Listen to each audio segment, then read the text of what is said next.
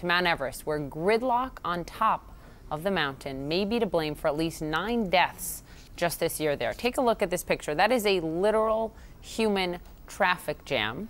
This is the line of people waiting to reach the summit of Mount Everest. One mountain guide says difficult weather conditions and a lack of experience is contributing to this. Our senior international correspondent, Arwa Damon, is live in Kathmandu, Nepal. That is remarkable to see. I certainly didn't even know that can happen. Not only can it happen, but it's proving to be deadly.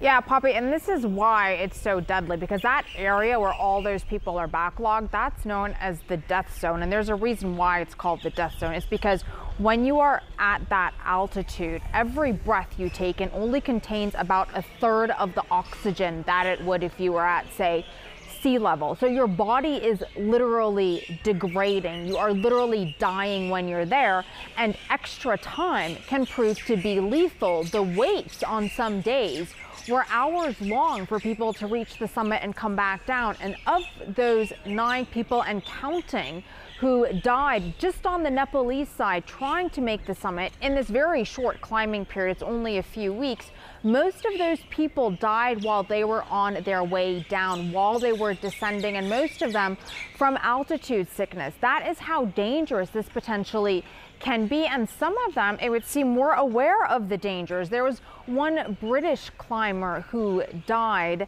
His name is Robin Haynes Fisher, and he had posted to his Instagram about his concerns about the wait, saying, with a single route to the summit, delays caused by overcrowding could prove to be fatal. So he, to try to mitigate that, had actually postponed his summit day for a few days, hoping that it would be less crowded. But what ends up happening is that once the weather clears, there's this big crush, this rush for the summit that's resulting in this backlog. But really, Poppy, that's only one of the reasons why these fatalities occur.